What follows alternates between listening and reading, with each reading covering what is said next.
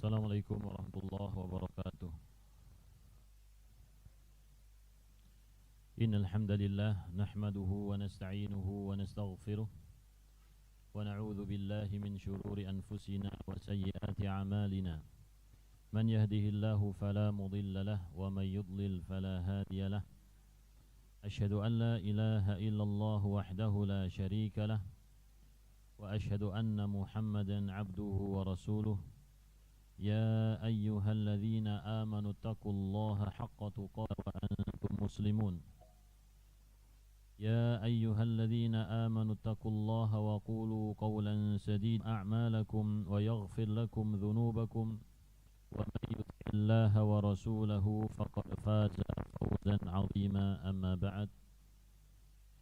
Alhamdulillah, kita bersyukur kepada Allah Rabbul Alamin yang telah memberikan hidayah kepada kita semua, hidayah taufik, agar kita menjadi orang yang beriman dan juga beramal salih menjalankan syariat Allah Subhanahu wa taala. Semoga Allah Subhanahu wa taala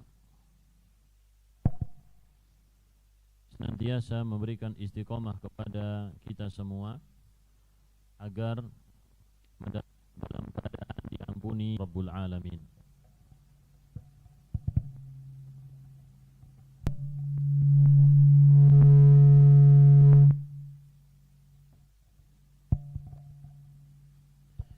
Dan salawat serta salam semoga senantiasa tercurahkan kepada Nabi kita Muhammad sallallahu alaihi wasallam, pembimbing kita semua yang telah menjelaskan syariat Allah Subhanahu wa taala dengan berbagai macam aspeknya, Subhanahu wa taala dengan berbagai macam aspeknya, sehingga kita memiliki pandangan yang lengkap terhadap syariat Allah dan jalankan syariat Allah. Semoga kita termasuk orang yang diberikan taufik oleh Allah untuk bisa mengikuti Rasulullah SAW, diberikan taufik oleh Allah untuk bisa mengikuti Rasulullah sallallahu alaihi wasallam, karena dia punya ilmu tapi tidak diamalkan. Kenapa dia itu tersesat? Karena dia beramal tanpa ilmu. Terus kita harus bagaimana?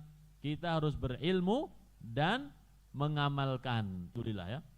Alhamdulillah. Jadi kita mengetahui bahwasanya tidak ada yang disembah selain Allah, dan juga kita pun menyembah hanya kepada Allah Subhanahu wa taala. Demikian juga di ayat yang kedua, tidak berkehendak seperti itu, ya. Terus bagaimana kehendak Allah? Ini kehendak Allah. Tetapi dia menyesatkan siapa yang dia kehendaki. Kehendak Allah jamaah. Jadi sebagian manusia dijadikan sesat oleh Allah. Ya. Apakah Allah zalim? Tidak. Tadi dari awal kita katakan Allah memberikan hidayah atau menyesatkan seseorang berdasarkan apa? Ilmu dan kebijaksanaan, bukan berdasarkan kebodohan dan kezaliman. Ilmu lawannya apa? Jahil, ya kan? Kebodohan. Kebijaksanaan lawannya apa? Zalim, ya. Orang yang hakim. Baik. Maka Allah Subhanahu wa taala, kenapa si fulan ini disesatkan? Allah tahu dia itu orang yang memang patut untuk disesatkan. Ya. Dengan dia itu patut mendapatkan apa? Seperti ini. Apa efek untuklah? Tapi ada juga yang tetap dalam kesesatan, tidak diberi petunjuk oleh Allah Subhanahu wa taala, ya, seperti umatnya para nabi yang binasakan. Bisa dibedakan? Taib. Jadi kalau masih sekedar teori yang belum tentu terjadi, ini namanya hidayah apa? Ilmu, masih teori, ya. Adapun yang sudah terjadi realnya seperti ini, maka hidayah apa namanya? Hidayah amal. Taib. Jadi kita nih, antum beribadah kepada Allah, mendapatkan hidayah apa dari Allah? Dua-duanya, ya. Dapat dua-duanya. Mendapatkan hidayah ilmu dan juga hidayah amal. Dan itulah jalan lurus, kata Allah Subhanahu wa taala, yang senantiasa kita berdoa kepada Allah, ihdinas siratal mustaqim. Itu doa kita. Ya Allah, tunjukkanlah jalan yang lurus kepada kami. siratal ladzina an'amta 'alaihim, jalan orang-orang yang engkau beri nikmat, gitu ya. Ghairil maghdubi 'alaihim waladdallin, bukan jalan orang yang dimurkai dan juga jalan orang yang sesat. Kenapa orang itu dimurkai? Karena dia punya ilmu tapi tidak diamalkan. Kenapa dia itu tersesat? Karena dia beramal tanpa ilmu. Terus kita harus bagaimana? Kita harus berilmu dan mengamalkan. Ini kita nih, ya. Alhamdulillah, ya. Alhamdulillah. Jadi kita mengetahui bahwasanya tidak ada yang disembah selain Allah, dan juga kita pun menyembah hanya kepada Allah Subhanahu wa ta'ala. Demikian juga di ayat yang kedua. Dan jika Allah menghendaki, niscaya dia menjadikan kalian sebagai satu umat. Walau sya'allahu laja'alakum ummatan wahidah. Ya, kalau Allah berkehendaki kita jadi satu umat. Artinya apa? Semuanya beriman. Bisa enggak Allah menjadikan semua manusia beriman? Bisa, tapi Allah tidak berkehendak seperti itu. Ya. Terus bagaimana kehendak Allah? Ini kehendak Allah. Tetapi dia menyesatkan siapa yang dia kehendaki. Ini kehendak Allah, jamaah. Jadi sebagian manusia dijadikan sesat oleh Allah. Ya. Apakah Allah zalim? Tidak. Tadi dari awal kita katakan Allah memberikan hidayah atau menyesatkan seseorang berdasarkan apa? Ilmu dan kebijaksanaan, bukan berdasarkan kebodohan dan kezoliman. Ilmu lawannya apa? Jahil, ya kan? Kebodohan. Kebijaksanaan lawannya apa? Zolim, ya. Orang yang hakim lawannya apa? Zolim. Baik. Maka Allah Subhanahu wa ta'ala, kenapa si fulan ini disesatkan? Allah tahu dia itu orang yang memang patut untuk disesatkan, ya, dengan kebijaksanaan Allah. Kenapa si fulan ini diberikan hidayah? Karena Allah tahu dia itu patut mendapatkan apa? Hidayah. Nah, kalau kita mengerti seperti ini, apa efek untuk diri kita, jamaah, kira-kira?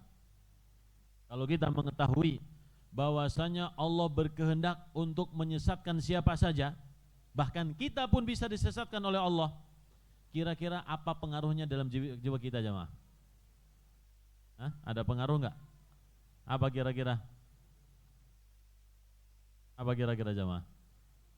Kalau kita mengetahui ini, Allah menghendaki siapa saja, bisa diberi petunjuk, bisa diberi kesesatan.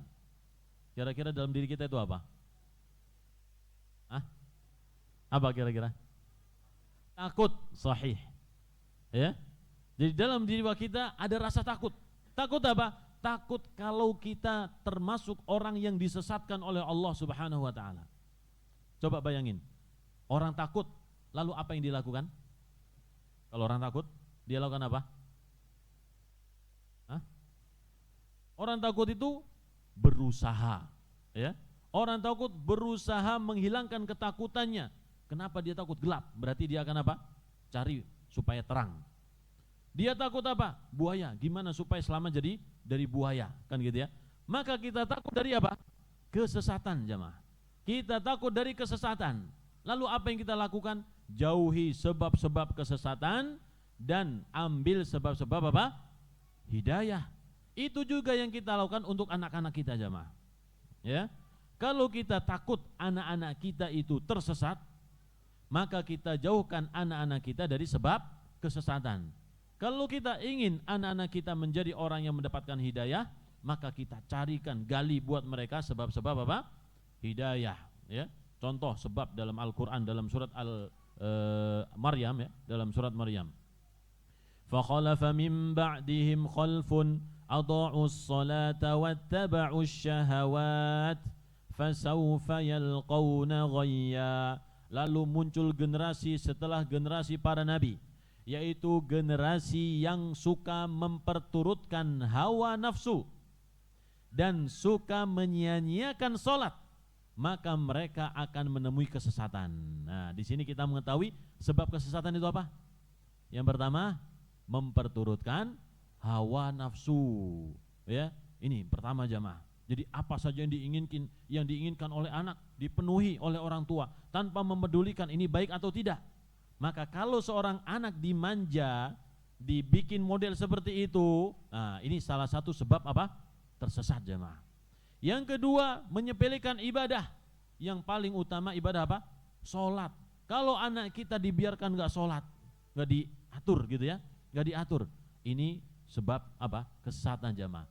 Karena dua hal ini, mengikuti hawa nafsu dan meninggalkan sholat, menyanyiakan sholat, itu satu paket biasanya ya. Kalau orang malas-malasan sholat, akan mengikuti apa? Hawa nafsu. Kalau orang mengikuti hawa nafsu, akan apa? Akan malas sholat, satu paket. Baik, kita baca yang ketiga. Tapi anak takut nggak cukup waktunya ya. Kita lanjut saja. Yang berikutnya. Nah, di dalam Al-Quran ada contoh anak yang diberi petunjuk oleh Allah Subhanahu wa ta'ala. Anak sambil berdiri nggak apa-apa ya. Yang pertama, Nabi Isa. Ya. Siapa yang memberi petunjuk Nabi Isa? Tentu jawabnya Allah Subhanahu wa ta'ala. Dalam surat Maryam ayat 30, Allah Subhanahu wa ta'ala berfirman, qala inni abdullah. Nabi Isa bayi mengatakan, sesungguhnya aku adalah hamba Allah. Ataniyal kitab wa ja'alani nabiyya. Allah memberikan untukku kitab, yaitu Injil, dan menjadikan aku sebagai nabi. Wa ja'alani mubarakan aynama kuntu. Dan Allah menjadikan aku seorang yang diberkahi. Apa diberkahi itu jamaah? Barokah itu apa artinya? Barokah itu apa? Kebaikan yang banyak, tetap dan melimpah. Ya, barokah itu kebaikan yang banyak dan melimpah dan tetap, ya, tidak akan hilang. Baik. Mungkin bisa diisi kosong jamaah, sini agak maju dikit.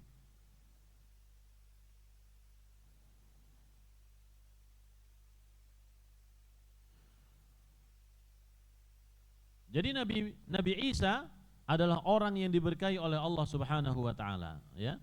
Ini ada PDF-nya, nanti kalau misalkan ada yang mau bisa minta ke siapa Ustaz? Minta ke Ustaz Fikri ya. Baik. Di sini dikatakan ini. Ya. Dan berbakti kepada ibuku. Jadi dari bayi sudah punya komitmen apa? Berbakti kepada ibunya. Siapa yang memberi petunjuk? Ibunya pun belum memberikan nasihat kepada Nabi Isa. Maka jawabnya, yang memberi petunjuk adalah Allah Subhanahu wa ta'ala. Baik. Mungkin bagian ini masih gampang jamaah ya. Demikian juga Nabi Yahya. Nabi Yahya dalam surat yang sama ayat 12 ya. Nabi Zakaria sudah berdoa kepada Allah Subhanahu wa ta'ala pengen anak, maka diberilah hadiah oleh Allah anak yang diberi nama oleh Allah sendiri, yaitu siapa? Yahya. Ya Yahya khudhil kitaba biquwwah. Wahai Yahya, pelajarilah kitab Taurat itu dengan sungguh-sungguh. Wa atainahul hukma sabiyya. Dan kami berikan hikmah kepada Yahya selagi dia masih anak-anak. Jadi dari kecil diberikan ilmu oleh Allah Subhanahu wa ta'ala. Ya. Dari mana ini? Tentu nanti kita ada di bawahnya jamaah ya. Baik. Dan kami jadikan wahananam min ladunna, dan kami jadikan rasa kasih sayang kepada sesama dari kami. Jadi Nabi Yahya diberikan rasa kasih sayang oleh Allah Subhanahu wa ta'ala agar menyayangi sesama.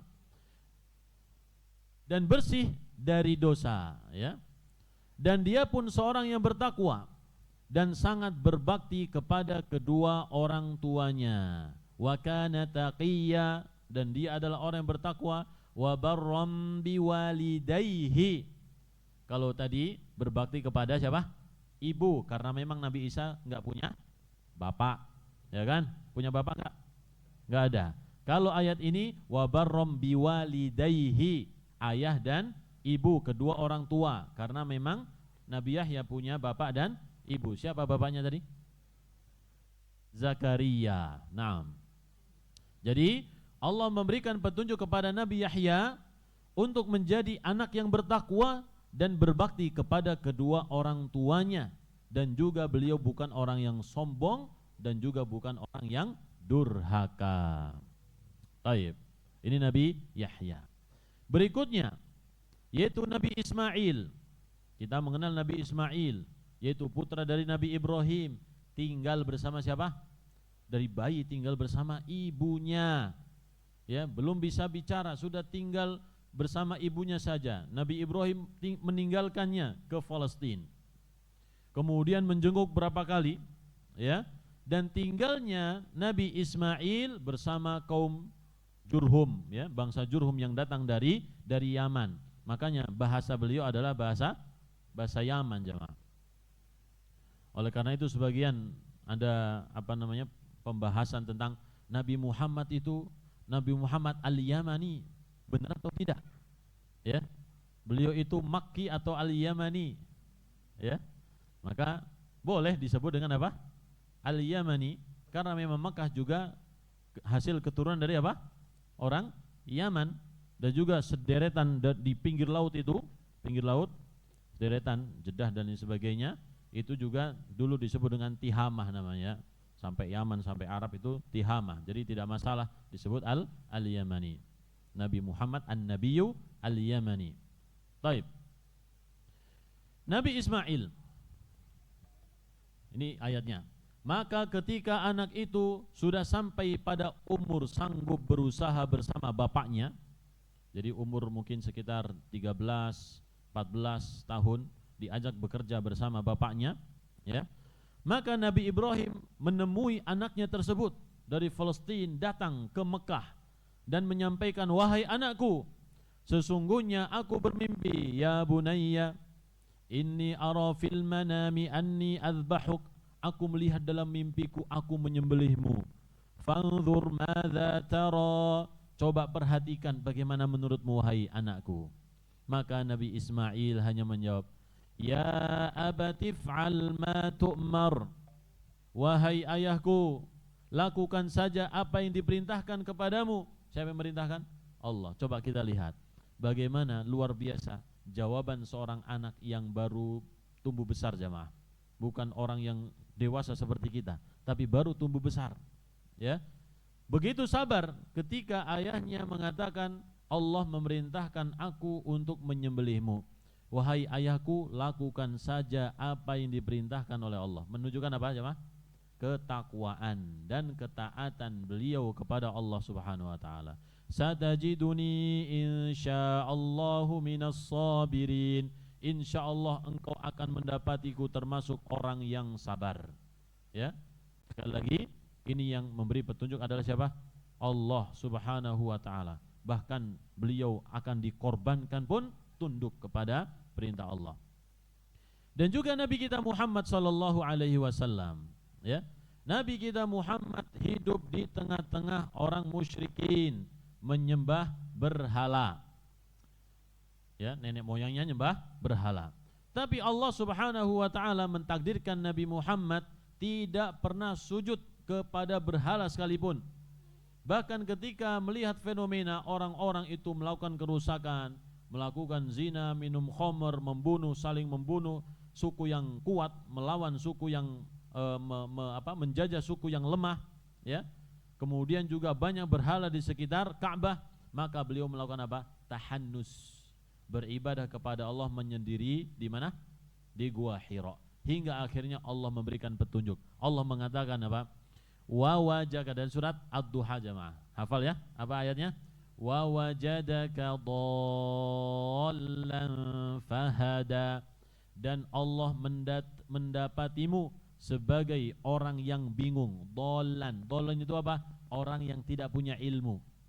Ya, Nabi Muhammad arahnya sudah benar, tidak beribadah kecuali hanya kepada Allah. Sudah benar kan? Tapi beliau tidak bisa berdakwah.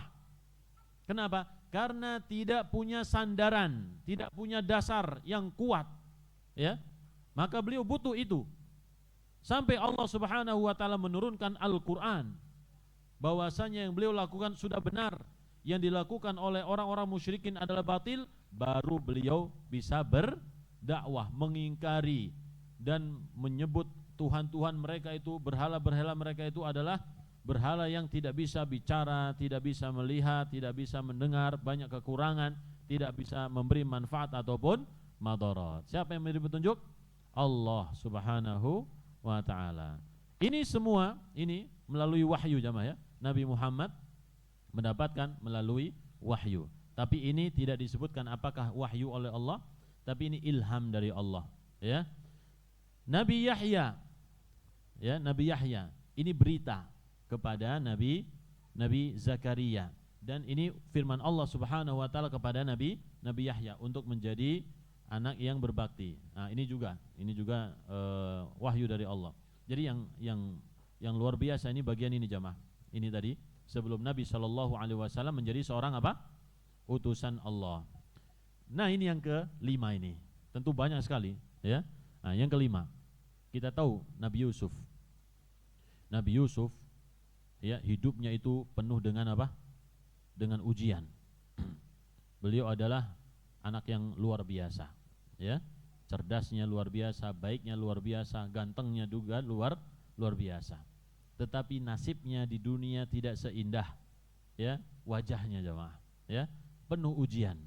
Pertama dimusuhi oleh saudara-saudaranya, kemudian dibuang ke sumur, kemudian dipungut, kemudian dijual belikan dengan harga yang murah, lalu dijadikan sebagai apa? Pembantu, ya. Kita tahu sendiri kehidupan menjadi budak itu sangat menyedihkan jemaah. Disuruh kerja ini, disuruh kerja itu, dipukul, dihinakan, ya, dipanas-panaskan, ketika dijual dipampang, ya. Nah, ini suatu apa? Suatu kehinaan. Kemudian di kerajaan juga sama, tapi Allah Subhanahu wa taala mengajarkan Nabi Yusuf yaitu takwil mimpi. Kemudian setelah itu, setelah beliau tinggal di kerajaan, digoda lagi oleh wanita-wanita kerajaan. Setelah itu apa? Masuk penjara jemaah. Masuk penjara.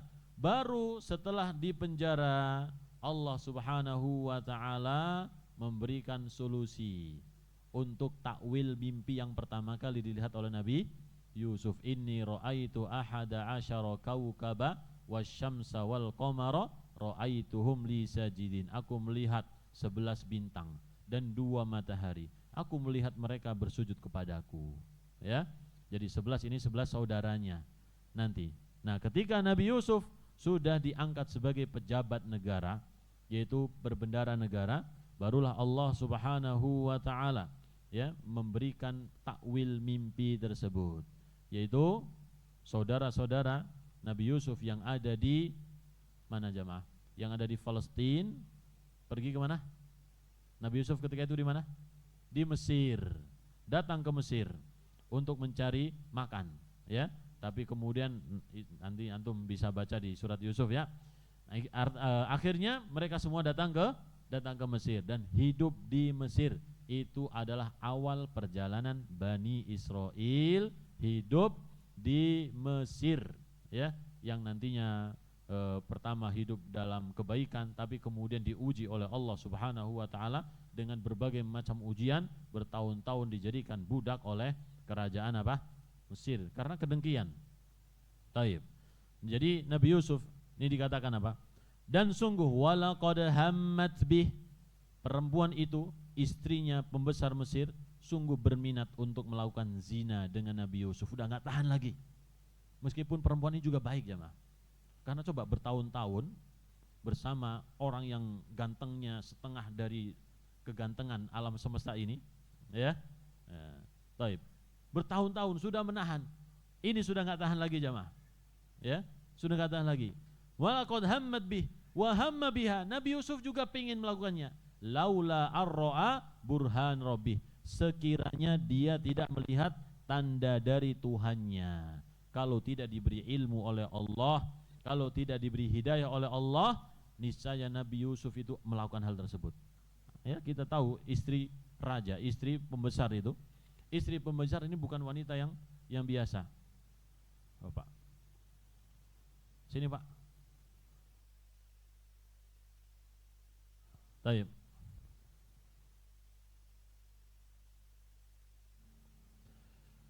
Sungguh dia termasuk hamba yang kami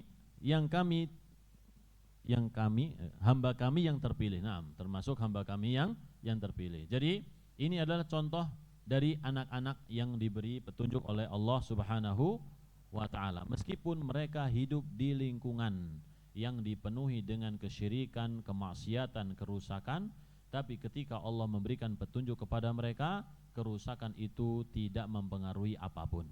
Baik, yang berikutnya. Nah, sekarang contoh anak yang tidak diberi petunjuk oleh Allah. Dalam Al-Quran disebutkan.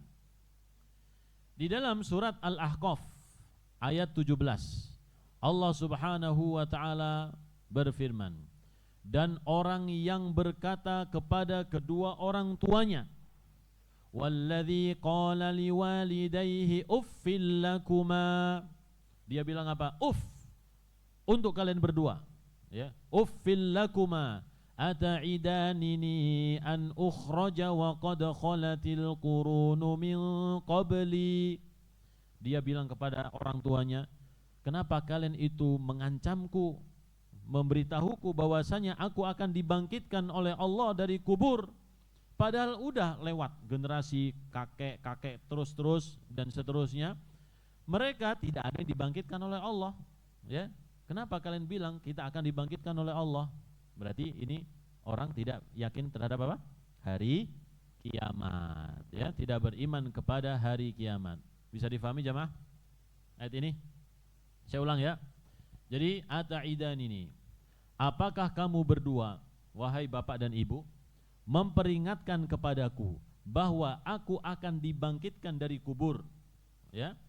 Padahal beberapa umat sebelumku telah berlalu, mereka tidak ada yang bangkit dari kubur, gitu ya. Ini mereka ingin cepat-cepat, mana buktinya gitu loh. Mana buktinya kalau kita akan dibangkitkan dari kubur? Lalu kedua orang tuanya itu pun memohon pertolongan kepada Allah Subhanahu wa ta'ala, ya. Wahuma yasta'inal, apa ayatnya? Yastaghitsanillah wailaka amin. Nah, orang tuanya memberikan peringatan lagi. Celaka kamu, berimanlah kamu. Beriman kepada Allah dan juga beriman kepada hari akhir. Sungguh janji Allah itu benar. Lalu anak itu apa berkata, ini hanyalah dongeng orang-orang terdahulu. Jadi orang tuanya jemaah sudah berusaha menasehatinya, sudah berusaha menyampaikan petunjuk ilmu yang benar tentang keesaan Allah dan juga tentang hari kiamat. Tapi tetap saja anak ini durhaka kepada siapa? Orang tuanya, ya, tidak mau ikut orang tuanya. Ini contoh ya, contoh yang disebutkan oleh Allah dalam surat Al-Ahqaf, bahwasanya, ya, terkadang ada seorang hamba meskipun hidup di kalangan orang tua yang solih dan solihah, tetapi dia tidak mendapatkan petunjuk dari Allah Subhanahu wa ta'ala. Terus bagaimana? Kalau kita melihat seperti ini kita khawatir jamaah. Khawatir kalau anak-anak kita itu, ya, mendapatkan seperti ini jamaah. Taib.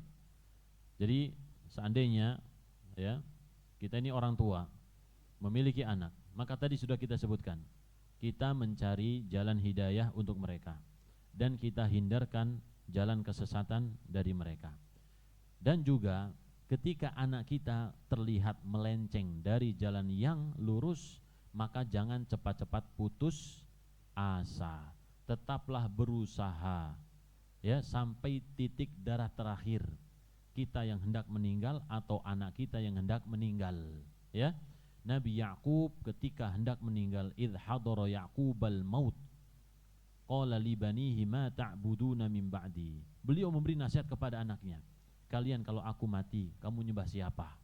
Maka anaknya mendengarkan pesan orang tuanya, na'budu aba'aka wa aba, na'budu aba'aka wa na'budu ilahaka wa ilaha aba'ika. Kami akan menyembah Tuhanmu dan juga Tuhan nenek moyangmu. Jadi pesan itu sebelum apa? Meninggal dunia. Atau anak itu terancam meninggal dunia, ya. Ini seperti Nabi Muhammad mendakwahi pamannya jamaah. Pamannya sudah sakit parah hendak meninggal dunia, maka itu jadikan kesempatan terakhir untuk mendakwahi pamannya. Kalau sudah tidak bisa, ya sudah, berarti Allah menginginkan yang lain, ya. Demikian juga Nabi Nuh. Nabi Nuh mendakwahi anaknya, nanti di sini ada, ya. Jadi sampai anaknya terancam akan meninggal, Nabi Nuh tetap mendakwahinya. Barangkali di akhir hidupnya Allah memberikan petunjuk kepada anaknya. Meskipun sepanjang itu tersesat, tapi di akhir hidup dia mengucapkan la ilaha illallah. Selamat enggak? Selamat jamaah. Bukankah kita diberikan sayang meskipun anak kita senakal apapun, sejahat apapun ketika bermuamalah, tapi kalau ada kesempatan dia berubah, kita pun merangkulnya. Ya, seandainya dia terakhir misalkan dia berlumuran darah, nafas sudah tersengal-sengal, ya, kita pun kasihan. Kita ingin dia itu jangan susah di dunia dan juga di akhirat. Anak ucapkan la ilaha illallah, ucapkan la ilaha illallah. Taib. Dan yang kedua, ini dalam surat Al-Kahfi ayat 80, insyaallah kita hafal juga nih. Dan adapun wa ammal ghulam, adapun anak kecil itu, ya, anak muda yang kafir itu disebutkan di sini. Terusnya ini kafirnya, ini tambahan dari terjemah ya. Ini kafir ini belum diketahui jamaah.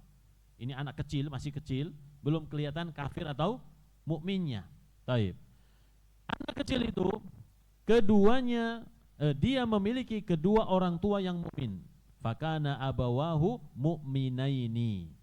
Fakhoshina, kami khawatir kalau dia akan memaksa kedua orang tuanya menuju kesesatan dan kekafiran kalau anak itu nanti tumbuh dewasa, ya. Jadi Nabi Musa ketika melihat Nabi Khidir membunuh anak kecil, maka beliau pun mengingkari, kenapa kamu membunuh anak yang masih suci, belum melakukan dosa, ya. Maka Nabi Khidir memperingatkan, diam dulu, ya. Bukankah tadi suruh syaratnya diam, ya, nggak boleh banyak nanya. Sekarang dijelaskan, anak kecil itu aku takut ketika dia tumbuh dewasa dalam kondisi kafir menyesatkan siapa? Orang tuanya. Fa'aradna ayyubdilahuma rabbuhuma, dan seterusnya. Kami mengharap, ya, kita mengharap Allah menggantikan untuk kedua orang tua tersebut anak yang soleh, bukan anak yang kecil ini nanti tumbuh menjadi orang yang kafir. Jadi ini kalau misalkan ada orang tua punya anak sebelum dewasa meninggal dunia, ya, maka ini hiburan jamaah. Ayat ini sebagai hiburannya. Mungkin anak ini ketika tumbuh besar akan menyusahkan orang tua dan menjadikan orang tua kufur kepada Allah Subhanahu wa taala, banyak bermaksiat kepada Allah. Maka berharaplah kepada Allah ganti, ya. Berharap apa? Ganti. Allah memberikan anak yang soleh. Taib. Kemudian, ini kisah Nabi Nuh. Nih kisah yang masya Allah ya, seru kalau kita baca. Tapi kalau kita renungi sangat menyedihkan. Nabi Nuh pun sedih, sangat sedih jamaah. Yaitu kita baca, dan kapal itu berlayar membawa mereka ke dalam gelombang laksana gunung-gunung. Ya, kalau ombak sudah kayak gunung berarti ini sangat dalam jamaah. Dan juga badainya sangat luar biasa. Ya. Dan Nuh memanggil anaknya. Ketika itu anak itu berada di tempat yang jauh terpencil, tidak ada siapa-siapa, sendirian. Nabi Nuh pun mengatakan, ya bunayyar kam ma'ana, wahai anakku, naiklah kamu bersama kami, bersama orang-orang yang beriman. Wala takum ma'al kafirin, kamu jangan bersama orang-orang kafir. Kalau enggak mau masuk kapal, maka dia termasuk orang apa? Kafir. Kalau dia masuk kapal, berarti dia menerima dakwah Nabi Nuh. Nah, apa yang terjadi jamaah? Coba kita lihat. Anak itu dia mengatakan apa? Aku akan mencari perlindungan ke gunung yang dapat menghindarkan aku dari air bah. Qala sa'awi ila jabal, aku mau naik gunung itu saja yang akan melindungiku dari apa? Dari banjir tadi. Sa'awi ila jabali ya'simuni minal ma'. Maka Nabi Nuh mengatakan, qala la 'asimal yawma min amrillahi illa man rahim. Pada hari ini tidak ada yang bisa melindungi dari siksaan Allah selain Allah yang Maha Penyayang, illa man rahim, kecuali orang yang disayangi oleh Allah. Jadi orang-orang yang beriman adalah orang yang disayangi oleh Allah. Kita jamaah insyaallah ya, semoga kita adalah orang-orang yang disayangi oleh Allah ya, sampai seumur hidup kita, sampai kita mati jamaah. Semoga kita, anak-anak kita menjadi orang-orang yang disayangi oleh Allah Subhanahu wa ta'ala, diselamatkan oleh Allah dari kemaksiatan dan juga dari kekufuran. Taib. wa hala bainahumal mauju fakana minal mughraqin, maka dan gelombang menjadi penghalang antara keduanya, maka anak itu termasuk orang yang ditenggelamkan. Artinya apa? Mati dalam kondisi apa? Kafir. Anaknya Nabi Nuh jemaah. Nabi Nuh berapa? Berdakwah 950 tahun siang malam, ya. Da'autuhum jihara, dakwah terang-terangan, dakwah pelan-pelan. Jadi 4 mata pernah, kerumunan pernah, siang pernah, malam pernah, pagi sore pernah. Ini Nabi Nuh tidak berhenti-berhenti 950 tahun. Jadi kurang apa ini anaknya jemaah? Ya. Baik. Tapi tetap saja tadi kita katakan hidayah datang dari Allah Subhanahu wa taala. Nabi Nuh tidak bisa protes kepada Allah Subhanahu wa taala. Meskipun beliau mengatakan Rabbi inna bni min ahli wa inna wa'dakal haq. Ya Allah, anakku itu termasuk keluargaku dan janjimu itu benar. Janjimu akan menyelamatkan keluargaku, tapi ini anak kenapa mati? Gitu loh. Ya. Maka Allah menegur Nabi Nuh, "Ya Nuh, innahu laisa min ahlik." Dia itu bukan keluargamu. Innahu amalun ghairu salih. Itu adalah amal yang tidak baik. Jadi kekufuran, ya, menjadikan seseorang terputus kekeluargaannya dan dianggap sebagai sesuatu yang tidak baik jemaah. Ya, fala tas'alni ma laisa laka bihi ilm. Kamu jangan minta kepadaku sesuatu yang tidak ada ilmunya. Taib. Jadi Nabi Nuh, ya, begitu sedih jemaah melihat anaknya ada yang kufur kepada Allah Subhanahu wa taala. Nah, istri Nabi Nuh mukmin atau kafir? Istrinya Nabi Nuh kafir. Kalau istri Nabi Lut kafir juga, dua-duanya kafir. Betul? Ya, ada dalam surat Tahrim, ya. Nah, ya, imra'ata daraballahu mathalan lil ladzina kafarum ra'ata Nuhi wa imra'ata Lut. Allah membuat permisalan untuk orang-orang yang kafir itu seperti istrinya Nabi Nuh dan istrinya Nabi Lut. Kenapa dibuat permisalan? Karena mereka itu di bawah asuhan dan dakwah Nabi, ya, dibimbing Nabi, tapi tetap saja dalam apa? Kekufuran, ya. Kita tahu Nabi itu ilmunya luar biasa, dalam, sangat mengenal Allah dan punya mukjizat, akhlaknya baik, tidak ada celah untuk mendustakannya. Ini seorang istri, tapi tetap dia apa? Kafir. Menunjukkan apa? Orang kafir itu walaupun diperlihatkan berbagai macam tanda kekuasaan Allah, tapi kalau sudah ditetapkan oleh Allah kekufuran, tetap saja akan kafir. Dan ini akan menjadi apa? Menjadi penghibur untuk Nabi Muhammad sallallahu alaihi wasallam. Artinya ketika beliau sudah berdakwah tapi kok orang ini tetap kafir, ya sudah, itu urusan Allah Subhanahu wa taala. Tawakal kepada Allah jemaah, ya, tawakal kepada Allah. Nah, kemudian yang keempat, sesungguhnya kami telah mengambil perjanjian dari Bani Israel. Ini Bani Israel. Kita tahu Bani Israel itu dibimbing oleh para nabi, dari satu nabi menuju nabi yang lain. Tapi Bani Israel tetap saja kafir, ya. Ini, tapi enggak semua, ya. Ada sebagian yang beriman, tapi kebanyakan apa? Kufur. Fariqon kadzabu wa fariqon taqtulun. Sebagian dari Rasul itu mereka dustakan, dan sebagian dari mereka, dari Rasul itu mereka bunuh.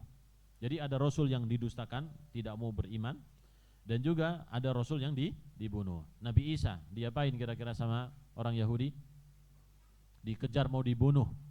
Nabi Zakaria dibunuh sama mereka. Nabi Zakaria disebutkan dalam sejarah, para ahli sejarah itu dipotong, jadi masuk ke pohon kalau nggak salah, ya. Nah, dipotong. Nabi Yahya juga sama. Jadi Bani Israel ini orang-orang yang kalau kita baca sejarahnya kurang ajar, ya, kurang ajar, nggak tahu diri dan tidak tahu terima kasih, ya, tidak tahu sopan santun kepada Allah, kepada para nabinya nggak tahu sopan santun. Jadi kepada Allah dan para nabi seperti itu, apalagi sama antum jemaah, ya. Kalau kita ini dianggap, kata mereka itu, kita ini selain Bani Israel, ya, adalah makhluk yang diciptakan oleh Allah untuk sebagai pembantu mereka, ya. Taib. Ini terus berikutnya. Oleh karena itu, setelah kita mengetahui bahwasanya petunjuk adalah sesuai dengan kehendak Allah Subhanahu wa taala, maka mintalah hidayah untuk anak kita kepada Allah Subhanahu wa taala. Ini salah satu cara kita jamaah agar Allah menjaga anak-anak kita. Karena kita takut jamaah ya, apalagi di zaman sekarang. Ya, sebab-sebab fitnah yang merubah ketaatan, merubah iman seseorang itu begitu banyak. Mungkin ketika SD kita sekolahkan sekolah Islam, SMP, masih SMA sudah mulai bergaul dengan teman-temannya, kenal medsos, kenal grup A, grup B dan lain sebagainya. Belum lagi kuliah sesuai dengan bakat dan minat mereka, ya. Punya teman-teman yang macam-macam jamaah, ya. Macam-macam. Kemudian kita pun akhirnya apa? Takut, khawatir. Dan kita tidak mungkin mengawasi anak-anak itu 24 jam terus-menerus, gak bisa jamaah. Maka yang kita lakukan adalah apa? Tawakal kepada Allah. Bentuk tawakal kita ini berdoa. Setelah kita mendidik mereka bertahun-tahun, nah kita minta kepada Allah Subhanahu wa taala terus-menerus. Ini ada doa yang disebutkan dalam surat Al-Ahqaf. Ketika umur 40 tahun ya.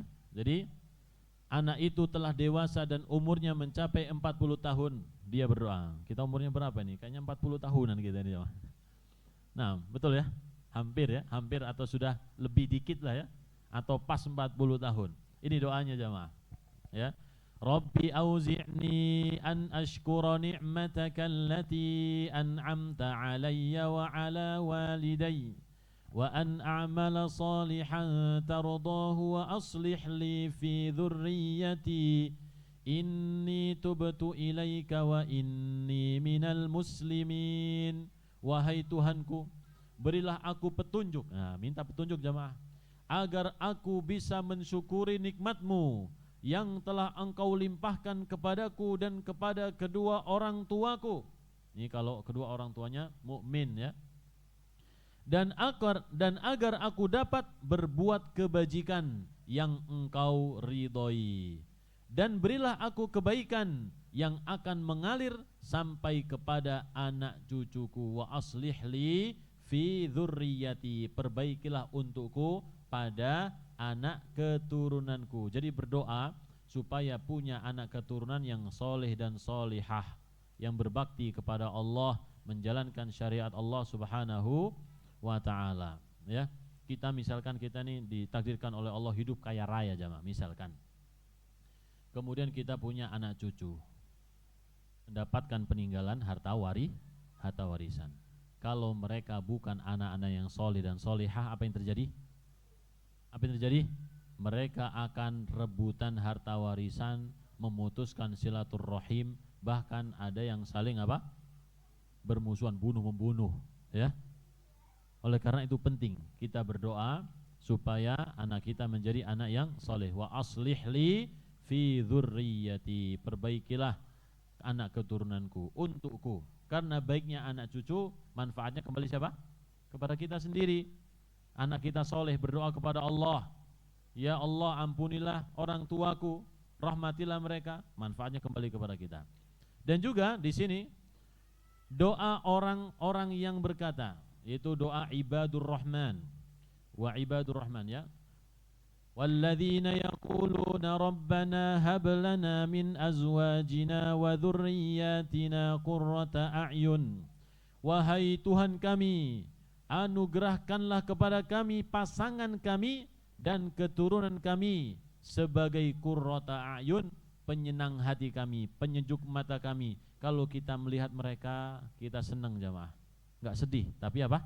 Senang, bahagia, bersyukur kepada Allah. Ya, terbayang nikmat-nikmat Allah, kemudian tergambar dari senyuman kita, ya. Nah, ini jamaah.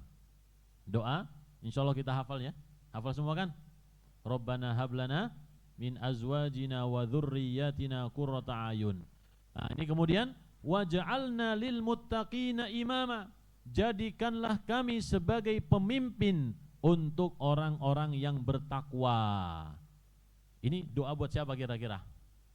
Jadikan aku ini pemimpin untuk orang yang bertakwa. Doa buat siapa?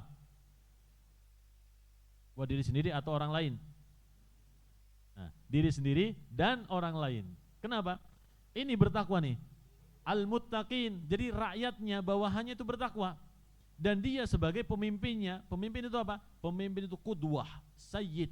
Dia yang paling bertakwa daripada yang bertakwa, ya. Jadi doa untuk diri sendiri dan juga untuk yang lainnya. Kita punya rakyat siapa jemaah? Ya, kita punya rakyat siapa? Keluarga kita.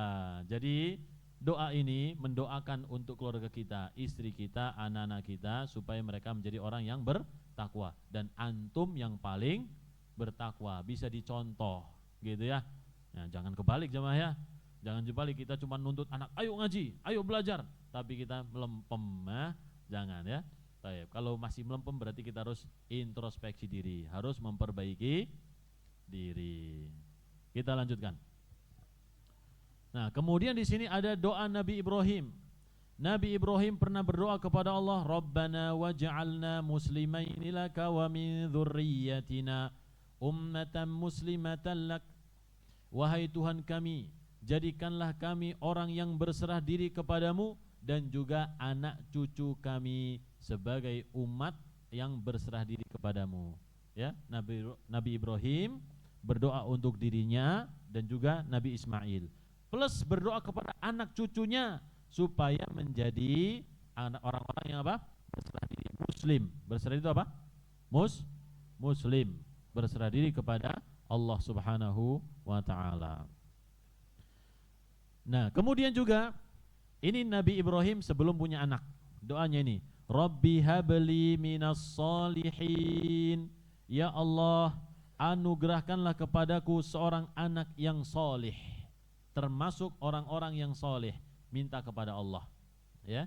Nah, kalau sudah punya anak, ya, minta supaya anaknya diberi petunjuk oleh Allah, dijadikan sebagai seorang muslim. Dan juga ini, Rabbi ja'alni muqimas salati wa min dzurriyyati. Nah, ini perlu kita baca jamaah supaya kita rajin sholat ini ya.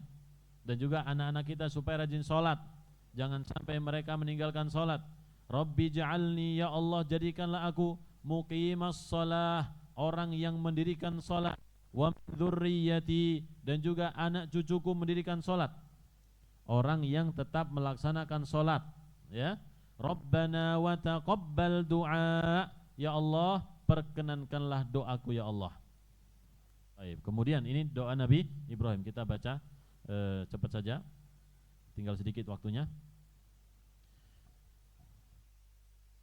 Lanjut.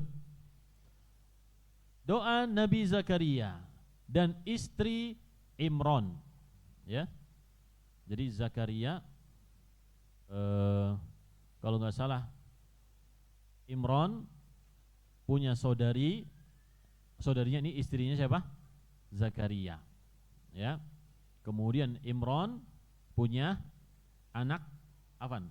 Ya, Imran punya anak namanya siapa? Maryam. Maryam punya anak namanya Isa. Adapun Zakaria punya anak namanya Yahya. Makanya disebut Isa dan Yahya ibnul Kholataini, ya. Jadi saudara bibi seibu gitu ya. Baik. Ini fahabli min ladunka waliya. Ini doanya Nabi Zakaria ketika belum punya anak, ya. Maka anugerahkan untukku ya Allah seorang anak darimu. Yarithuni wa yarithu min ali Ya'qub, yang akan mewarisi aku dan mewarisi dari keluarga Ya'qub, ya, mewarisi ilmu. Dan jadikanlah dia waj'alhu rabbi radiyya. Nah, doa untuk anaknya ini. Waj'alhu rabbi radiyya, ya Allah jadikanlah dia sebagai anak yang diridhai. Mungkin ada yang bertanya, Ustaz, bagaimana kalau kita tidak hafal doa pakai bahasa Arab? Ya. Gimana? Boleh nggak pakai bahasa Indonesia? Boleh ya, tidak apa-apa. Minta ridho, minta diberkahi, minta diperbaiki, minta dijadikan orang yang tunduk, bertakwa kepada Allah. Minta apa saja, pakai bahasa Indonesia tidak apa-apa jamaah. Ya, tidak harus pakai bahasa Arab yang tadi kita sebutkan di sini ya. Kalau bisa alhamdulillah, karena kita mengambil potongan dari Al-Quran itu lebih diberkahi, ya, daripada kita bikin sendiri. Mendingan kita ambil dari doa yang telah disebutkan oleh Allah Subhanahu wa taala atau Rasulullah sallallahu alaihi wasallam.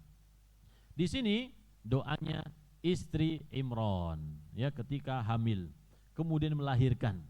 Maka ketika melahirkan Maryam, dia berkata, "Ya Tuhanku, aku telah melahirkan anak perempuan." Padahal pengennya apa? Laki-laki. Karena apa? Laki-laki mau dijadikan apa? Muharraron. Ya, kurang lebih seperti apa ya? Muharrar, ahli ibadah di masjid. Kayak marbot gitu ya. Jadi enggak kemana-mana, udah di masjid aja untuk beribadah pada Allah. Padahal Allah lebih tahu apa yang dia lahirkan. Ya, jadi enggak perlu laporan pun Allah sudah tahu. Ya, jadi istri Imran merasa sedih, tapi dia tidak mengetahui di balik kesedihan tersebut ada sesuatu yang berharga yang kalau dia tahu dia akan sangat bahagia. Taib. Dan laki-laki tidak sama dengan perempuan. Kemudian ini ucapannya, wa inni sammaituha Maryam wa inni u'idzuha bika wa dzurriyyataha minasyaitonir rajim. Aku menamakannya Maryam, ya, dan aku mohon perlindunganmu untuknya dan anak cucunya. Jadi seorang ibu minta perlindungan buat siapa? Anak dan buat cucunya sendiri, ya. Baik, untuknya dan anak cucunya. Maka Allah Subhanahu wa taala menjaga Maryam dan menjaga siapa? Nabi Isa. Oleh karena itu tadi jamaah yang dimuliakan Allah, kita tadi sebutkan kesolehan Yahya, kesolehan Isa, dan kesolehan anak-anak yang lainnya. Itu juga salah satunya adalah barokah dari doa orang tua, ya, sebelum punya anak berdoa, ketika sudah punya anak berdoa, ketika mereka masih kecil doa terus, ya, doa terus, ya, karena kita tidak tahu bagaimana nanti anak kita itu menjalani kehidupan ini. Taib, lanjut. Kemudian doa Nabi Muhammad sallallahu alaihi wasallam untuk para sahabatnya, ya, untuk anak cucu dan juga para sahabatnya. Nabi Muhammad pernah menutupi Ali, kemudian Fatimah, Hasan, Husain, dan berdoa dengan ini, Allahumma ahlu baiti, ya Allah, ini adalah keluargaku, ya Allah, adhib anhumur rijsa wa tahhirhum tathira. Hilangkanlah kotoran dari mereka, dosa-dosa dari mereka, bersihkan, ya, bersihkan sebersih-bersihnya. Tentu doa ini bukan doa yang mudah jamaah, ya. Jadi ketika seseorang minta dibersihkan dari dosa, minta ditinggikan derajatnya, ya, ini bukan doa yang biasa, ini doa yang berat sebenarnya. Kenapa? Karena kalau orang ingin derajat yang tinggi, ada konsekuensinya. Apa konsekuensinya? Dia harus menjadi ahli ibadah, yang dengan ibadah yang dia lakukan itu bisa meninggikan derajatnya, ya, menjadi ahli ilmu, orang yang punya akhlak yang mulia, ibadah, sholat dan puasanya luar biasa. Ini insya Allah dijadikan orang yang tinggi derajatnya. Kalau tidak seperti itu, maka diuji oleh Allah dengan berbagai macam ujian, entah itu musibah, ya, atau juga dizolimi orang lain, gitu ya. Tentu ini sesuatu yang berat, seperti yang disebutkan oleh Nabi SAW, ahlul musibah nanti pada hari kiamat, ya, dilihat oleh ahlul afiyah, orang yang tidak diuji oleh Allah melihat orang yang diuji oleh Allah, ditinggikan derajatnya oleh Allah. Mereka lalu apa? Iri, ya, ya Allah, kalau boleh garuk-garuk aku pakai cakar apa gitu, ya, tapi tinggikan derajatku seperti dia, ya. Jadi doa membersihkan diri dari seluruh dosa dan meninggikan derajat ini bukan sesuatu yang apa? Mudah, ya.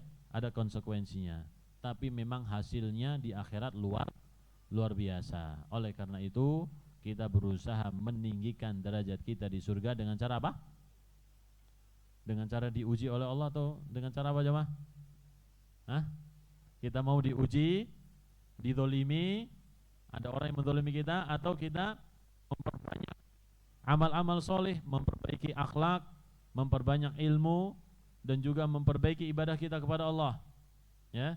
Maka tentu pilihannya lebih baik kita apa? Memperbaiki ibadah kita kepada Allah, ibadah-ibadah sunnah, ya, kita perbaiki jamaah, daripada kita diuji, tiba-tiba ada orang mendolimi kita, ya, tiba-tiba kita misalkan digaplok, dibunuh, misalkan naudzubillah.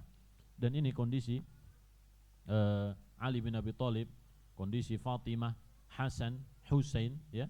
Mereka semua menemui zaman apa? Zaman fitnah. Taib. Kemudian, nah di sini juga Allahumma inni uhibbuhu fa ahibbahu. Doa Nabi untuk Hasan bin Ali, ya. Ya Allah, sesungguhnya aku mencintainya, maka cintailah dia. Minta supaya anak kita dicintai Allah. Ya Allah, aku menyayangi anak ini, sayangilah ya Allah, berilah petunjuk kepadanya. Dan juga Nabi pernah mendoakan kepada Ibnu Abbas, sepupunya sendiri, Allahumma faqihhu fid din wa 'allimhu ta'wil. Ya Allah, jadikanlah dia faham dalam urusan agama. Ya Allah, berikanlah dia ilmu tafsir. Jadi ilmu jemaah. Makanya Ibnu Abbas menjadi turjumanul Quran, ahli Al-Quran, ya. Penafsirannya dalam Al-Quran diambil oleh para ulama, ya. Taib. Kemudian ini juga doa untuk Abdullah bin Ja'far, ya. Ya Allah, gantikanlah Ja'far pada keluarganya. Artinya keluarga Ja'far ini jangan sampai terlunta-lunta, tapi ada orang yang merawat mereka. Dan berkahilah untuk Abdullah pada bisnisnya, safqata yaminahu. Jadi transaksi dia, bisnis dia supaya diberkahi oleh Allah. Diberkahi itu lancar dan juga apa? Banyak. Demikian juga Anas, ya. Anas bin Malik, pembantu Nabi SAW, pernah didoakan, Allahumma rzuqhu malan wa waladan. Ya Allah, berilah rizki kepadanya harta yang banyak dan juga anak yang banyak. Maka ketika beliau sudah tua, beliau menyaksikan cicitnya meninggal dunia jemaah, ya. Sudah tua renta, umurnya 100 tahun lebih beliau. Hartanya banyak sekali. Kalau orang lain pohon kurmanya setahun sekali buah, tapi beliau 2 kali buahnya, ya. Baik, ini keberkahan dari doa Nabi SAW kepada siapa? Anas bin Malik. Jadi antum mendoakan anak itu apa saja, rizkinya diberkahi, keluarganya diberkahi, diberikan kelancaran, ya. Dan banyak sekali orang yang didoakan oleh orang tuanya dan dimudahkan oleh Allah Subhanahu wa taala. Baik, lanjut. Jangan mendoakan keburukan untuk anak meskipun sedang marah karena kenakalan anak, ya. Langsung saja di sini ini, ya. Ini. Janganlah kalian melaknat diri kalian. Jadi ceritanya ada orang naik unta, untanya nggak mau jalan. Dia pun melaknat unta tersebut, ya. Syah, la'anakallah. Semoga Allah melaknatmu, kata dia. Kendaraannya mogok nih, dilaknat sama dia. Maka Nabi Muhammad SAW melarang, turun kamu, jangan bawa hewan yang dilaknat di rombongan kita, ya. Kemudian beliau mengatakan, la tal'anu ala anfusikum. Janganlah kalian melaknat diri kalian sendiri. Dan jangan melaknat anak kalian, harta kalian, jangan dilaknat. Apa laknat itu jemaah? Didoakan keburukan. Didoakan keburukan, dijauhkan dari rahmat Allah di dunia maupun di akhirat. Jangan sekali-kali doakan keburukan, meskipun ketika itu kita sedang melihat kenakalan anak-anak kita, ya. Tahan, sabar. Ganti dengan doa yang baik. Dan kita mendapatkan cerita dari katanya Syekh Sudais, di masa kecil ini kelihatan nakal gitu, ya. Tapi ibunya sabar. Ketika melakukan kesalahan, ibunya hanya mengatakan, sana pergi ke Masjidil Haram, kamu jadi imam di sana, ya. Maka doa itu dikabulkan oleh Allah Subhanahu wa taala. Ada sebuah kisah disebutkan, ana lupa, kemungkinan Syekh Abdul Razak kalau nggak salah, ya. Jadi ada seorang askar, ya, mungkin antum pernah mendengar. Jadi tentara yang menjaga di Ka'bah itu, ya, menceritakan dulu di sini ada orang berdoa di multazam, ya, antara Hajar Aswad dan pintu Ka'bah. Dia minta kepada Allah, ya Allah, aku ingin anak, ya. Udah berlalu itu, ya. Jadi dia minta kepada Allah, betul-betul minta. Jadi umurnya sudah nggak tahu berapa, dia belum punya anak, akhirnya minta anak. Kemudian Allah kasih anak. 20 tahun kemudian dia pun datang lagi, ya, minta, ya Allah, matikan saja anakku ya Allah, ya. Minta apa? Supaya anaknya dimatikan saja, ya. Jadi dia anaknya qadarullah menjadi anak yang tidak baik. Maka si askar ini hafal dengan orang tersebut. 20 tahun ya. Dia pun mengetahui bahwasanya si bapak ini yang sekarang berdoa kepada Allah adalah 20 tahun berdoa di tempat yang sama. Maka orang tua pun itu dipanggil sama dia, ya. Kenapa kamu berdoa seperti itu? Maka diceritakan oleh bapak tersebut, dulu aku nggak punya anak. Kemudian aku punya, ternyata qadarullah anaknya apa? Jahat, durhaka sama orang tua. Maka dia katakan, kamu zalim kepada anakmu 2 kali. Ya, kenapa zalim 2 kali? Pertama minta kepada Allah cuman minta anak saja, bukan minta anak yang soleh. Ya, lupa menyebutkan soleh jemaah, anak yang baik. Nah sekarang mendoakan anaknya dilaknat, ini zalim juga. Ya, jadi zalim 2 kali. Coba ganti, minta hidayah kepada Allah dan jadikan anak yang soleh, yang berbakti kepada orang tuanya. Diganti itu, langsung diganti jemaah. Datang lagi kemudian bareng sama anaknya, ya.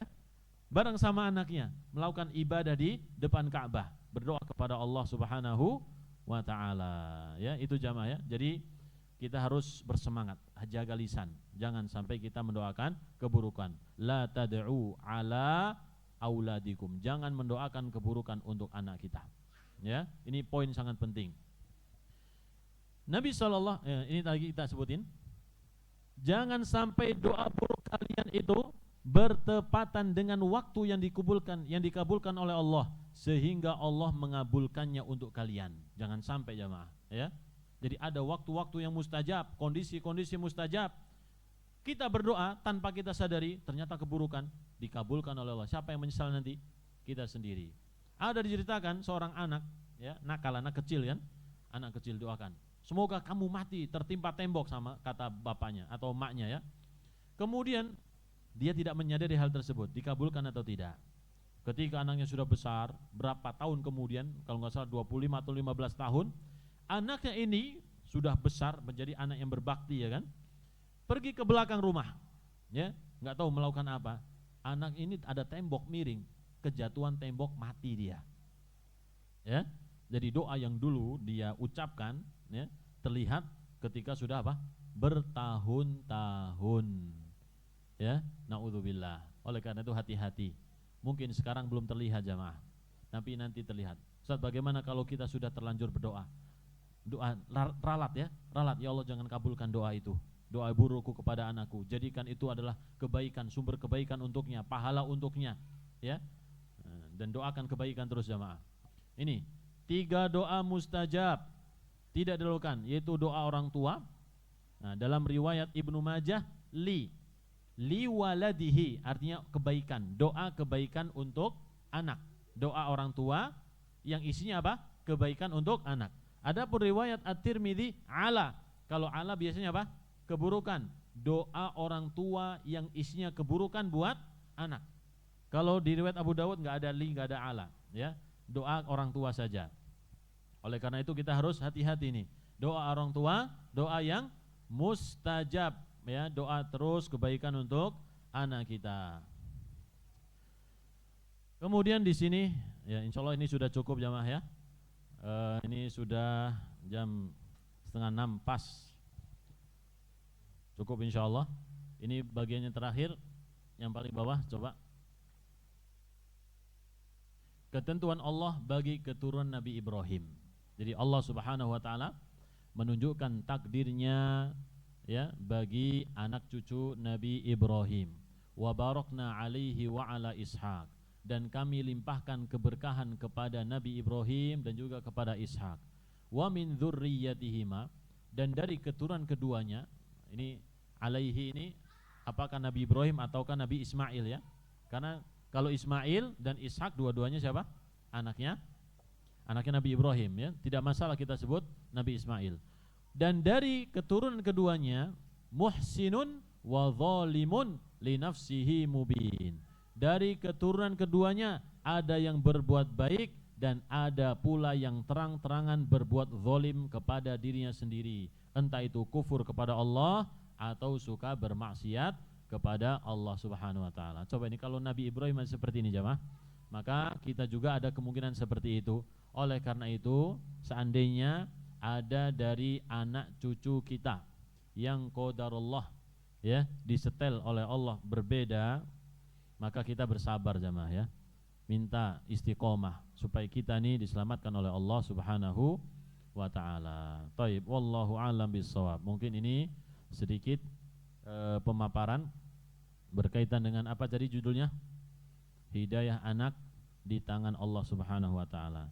Tapi bukan berarti kita berpangku tangan udah serahin saja ya kepada Allah, tidak. Kita disuruh untuk apa? Berusaha seperti yang sudah kita jelaskan tadi. Ya. Kita disuruh untuk berusaha. Salah satu usaha kita adalah doa kepada Allah yang terus-menerus menyertai kita dan juga anak-anak kita sebelum mereka lahir, ketika mereka masih kecil ataupun mereka sudah besar. Terus kita doakan jamaah. Kalau ada pertanyaan mungkin bisa satu atau dua pertanyaan, silahkan kalau ada. Ada pertanyaan? Insya Allah paham ini materinya.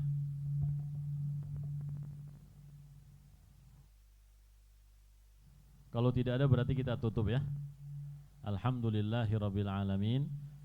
Kita berdoa kepada Allah Subhanahu wa taala, semoga Allah memberikan untuk kita ilmu yang bermanfaat, amalan yang diterima dan rizki yang luas yang diberkahi oleh Allah Subhanahu wa taala. Semoga Allah memberikan untuk kita pemahaman yang baik agar kita bisa menjalankan perintahnya, menjauhi larangannya, dan semoga Allah menjadikan kita sebagai orang yang bermanfaat dan juga anak-anak kita sebagai orang yang bermanfaat untuk diri, keluarga dan juga masyarakatnya. Rabbana atina fid dunya hasanah wa fil akhirati hasanah wa qina adzabannar. Assalamualaikum warahmatullahi wabarakatuh.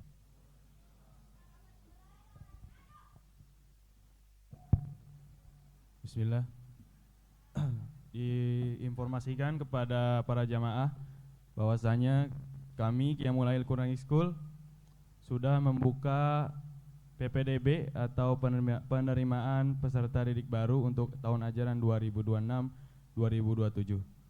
Bagi bapak-bapak dan ibu-ibu yang berkehendak ingin mendaftarkan anaknya atau ingin mensurvei, bisa dipersilahkan untuk melihat-lihat sekeliling sekolah ya. Dan jika ada pertanyaan bisa langsung bertanya ke resepsionis di depan. Dan juga kami informasikan kami menerima wakaf dan infak jamaah sekalian, bisa langsung transfer ke rekening sekolah kami, ada di depan resepsionis dan ada di depan sebelah sini. Syukran jazakumullah khairan.